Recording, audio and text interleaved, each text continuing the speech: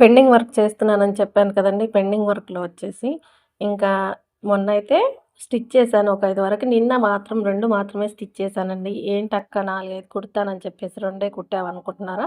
చూడండి ఇదొచ్చేసి cut work అనమాట. ఇంకా చాలా సన్నగా ఉంటుంది అమ్మాయి. సింపుల్‌గా కట్ వర్క్ పెట్టేసి హ్యాండ్స్‌కి బ్యాక్ సైడ్ పెట్టేసి కుట్టేసాననమాట. ఇంకొక హ్యాండ్ వచ్చేసి చిన్న ఫీట్ బుట్ట హ్యాండ్స్ అనమాట. మరి బుట్ట హ్యాండ్స్ కూడా కాదు. పైన మాత్రం బుట్టొచ్చేస్తుంది సింపుల్‌గా. ఇంకా ఇవి 2 స్టిచ్ చేసి, ఒక 2 చీరలకు ఫాల్స్ ఏసేసిన తర్వాత, నాకెందుకో అస్సలు స్టిచ్ చేయాలనిపించలేదండి. ఒక్కొక్కసారి అలా జరుగుతూ ఉంటుందనమాట. మనం ఒకటనుకుంటే ఇంకొకటి జరుగుతూ ఉంటుంది. బాగా స్టిచ్ చేయాలనుకున్న రోజు స్టిచ్ చేయలేము. అసలు ఏమి స్టిచ్ చేస్తామో అనుకున్న రోజు బాగా స్టిచ్ చేస్తామనమాట. ఈ 2 మాత్రం స్టిచ్ చేశాను. స్టిచ్ చేసిన తర్వాత 2 చీరలు ఫాల్స్ వేసేసి, మొత్తం కటింగ్ పెట్టేసుకున్నానండి. ఇంక మనకు కటింగ్ చేసుంటే స్టిచ్చింగ్ ఆగదనమాట.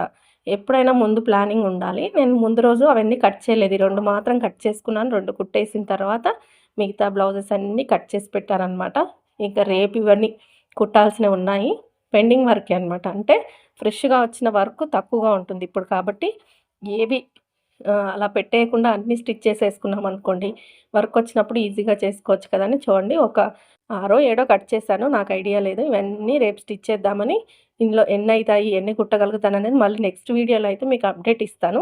నా వీడియోస్ రెగ్యులర్‌గా చూసే వాళ్ళకి కొంచెం వాళ్ళు కూడా నన్ను చూసి వర్క్ చేస్తారనే ఉద్దేశ్యంతో మాత్రమే ఇలాంటి వీడియోలు పెడుతున్నాననమాట. చూడండి ఇవన్నీ రేపటి కోసం. నచ్చిందా? నచ్చితే లైక్ చేయండి, సపోర్ట్ చేయండి.